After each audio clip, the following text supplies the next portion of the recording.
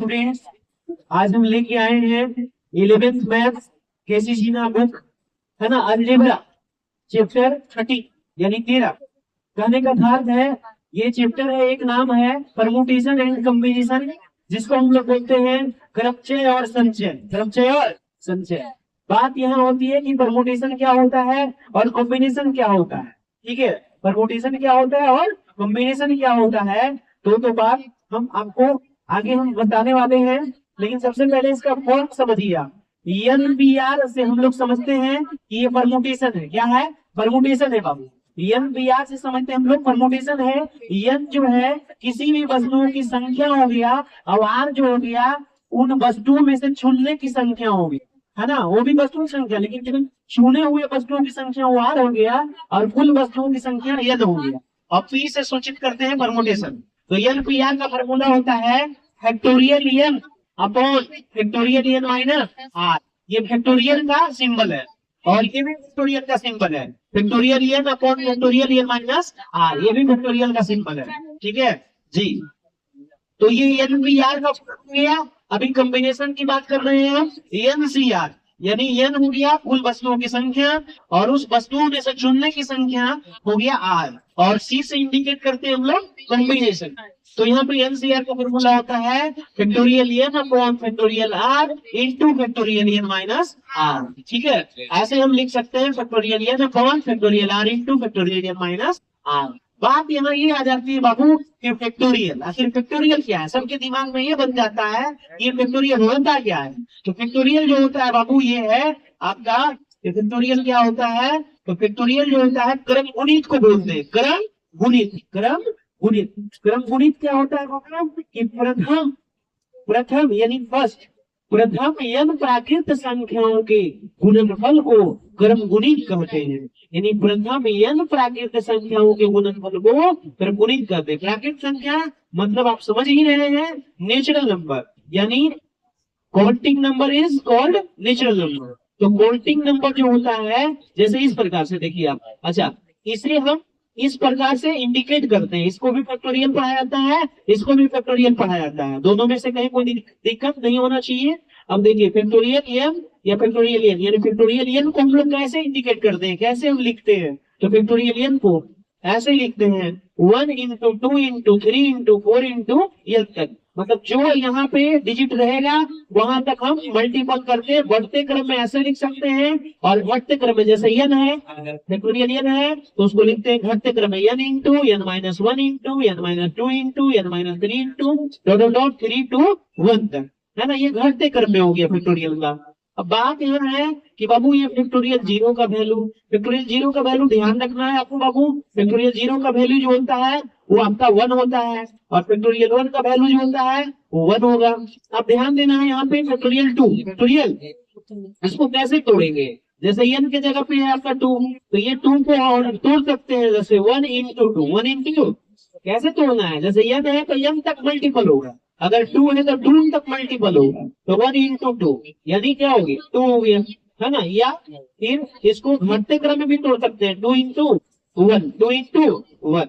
इसी प्रकार से फैक्टोरियल 3 का वैल्यू है बाबू, देखो यहाँ 1 इंटू 2 इंटू 3, ये बढ़ते क्रम में हो गया, है ना। 3 2 या 6 हो गया, और यहाँ पे देखिए घटते क्रम में लिखिए तो 3 इंटू 2 इंटू 1, है ना। इस प्रकार से आपका 6 हो गया। अब बात हम कर लेते हैं, मान लीजिए सपोज दैट अगर आपसे कोई पूछे कि ठीक है फैक्टोरियल 4 का मान बताओ, तो फैक्टोरियल 4 का मान क्या करोगे आप, 4 इंटू 3 इंटू 2 इंटू 1 तक जाना है। अगर आपसे, या तो ऐसे भी लिख सकते हैं आप 1 इंटू 2 इंटू 3 इंटू 4, ये दोनों का वैल्यू एक ही होगा। ये आपका हो गया घटते क्रम, ये हो गया बढ़ते क्रम, दोनों का वैल्यू एक ही होगा। 3 दूनी 6, 6 छक 24 इंटू 1, यानी कहने का अर्थ है आपका, है ना, 24 हो जाएगा। फैक्टोरियल 5 का मान पूछेगा बाबू तो क्या बोलिएगा बताओ, 1 इंटू 2 इंटू 3 इंटू 4 इंटू 5, मतलब जहां तक रहेगा अंक वहां तक मल्टीपल करते चला जाना है, चले जाना है। यहाँ पे ध्यान दीजिएगा 1 इंटू 2 2, 2 इंटू 3 6, 6 इंटू 4 यानी कितना हो गया 24, यानी 24, और 24 इंटू 5 कितना 120, यानी कहने का अर्थ है 120 हो गया बाबू। तो इस प्रकार से फैक्टोरियल हम लोग निकालते हैं, इस प्रकार से हम लोग फैक्टोरियल निकालते हैं। नेक्स्ट में आप देखिएगा अभी अभी हम बता चुके हैं यहाँ पे नेक्स्ट में कि क्रमचय क्या होता है ना। प्रश्न उठ जाता है कि भाई परमुटेशन इन कॉम्बिनेशन यानी क्रमचय क्या होता है, तो यहाँ पे हम आपको बता दिए हैं कि क्रमचय किसी भी वस्तुओं के समूह में से कुछ वस्तुओं को, मतलब किसी भी वस्तुओं के समूह में से कुछ वस्तुओं को चयन करना। चयन का मतलब होता है बाबू चुनना होता है। क्या होता है? चुनना होता है। चुनने यानी चयन करके उन्हें विभिन्न क्रम में, ऑर्डर में, विभिन्न क्रम में सजाने की विधि को हम लोग क्या कहते हैं? क्रमचय कहते हैं, है ना। सजाने की विधि क्या कहते हैं? और विभिन्न क्रम में, विभिन्न ऑर्डर में, है ना। जैसे एग्जाम्पल में हम आपको समझा दे रहे हैं, ए कोमा बी कोमा सी, 3 अक्षरों में से 2 अक्षरों को लेकर कितने तरीकों से, है ना, सजाया जा सकता है। कितने तरीकों से सजाया जा सकता है? तो देखिए इस प्रकार से क्रम में सजाना है। जैसे ए बी ये दोनों को ले साथ में ऑर्डर में, तो फिर बी, फिर बी सी, तो फिर सी बी, फिर ए सी, तो फिर सी। तो ये आपका क्रम हो गया बाबू। क्या चीज? ये क्रमचय कहलाया। कुल क्रमचय कितना हो गया? 1 2 3 4 5 6 हो गया बाबू। 6 लिख दिए। आप सूत्र अभी भी पढ़ चुके हैं। एनपीआर का फॉर्मूला क्या होता है? फैक्टोरियल, ये ना, 4 फैक्टोरियल माइनस आर, या तो फिर ऐसे भी फैक्टोरियल समझ सकते हैं आप लोग।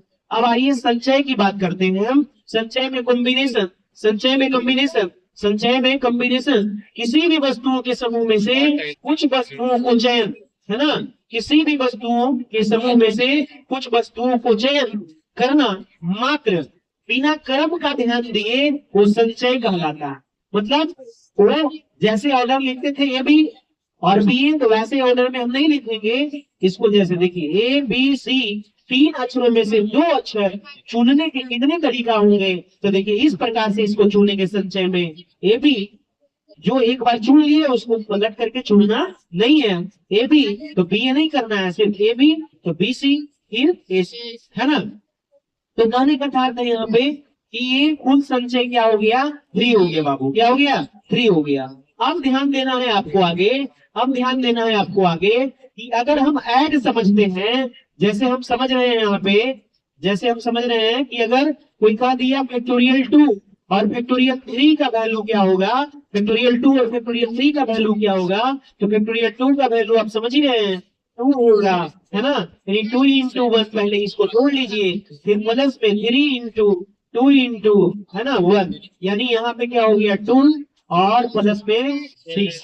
तो ऐसे आपको 8 लिखना होगा बाबू। ऐसा नहीं करना है कि 2 और 3 कितना हो गया? फैक्टोरियल 5। ये गलती हो जाएगा। क्यों? क्योंकि फैक्टोरियल 5 का मान कितना होता है? 130 होता है। 8 के बराबर होगा तो जोड़ना होगा, तो ऐसे तोड़ करके जोड़िएगा फैक्टोरियल को, ठीक है। अब रही बात कि बाबू ये जोड़ हो गया। अगर मान लीजिए आपसे कोई बोले कि बताओ फैक्टोरियल 4 माइनस फैक्टोरियल 3 घटाव में देखना है, तो हम लोग को क्या करना पड़ेगा?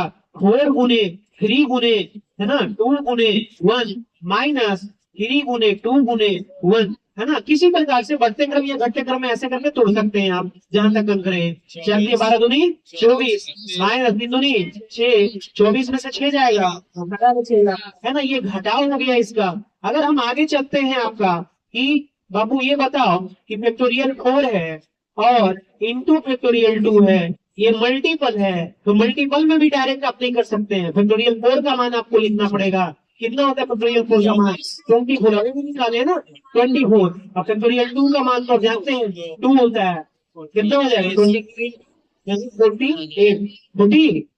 अब बात यहाँ आ रहा है बाबू कि बाबू ये बताओ फैक्टोरियल 10 है और फैक्टोरियल 7 है, ये डिवाइड वाला है, तो इसको कैसे हम मतलब हल करेंगे, सॉल्यूशन करेंगे?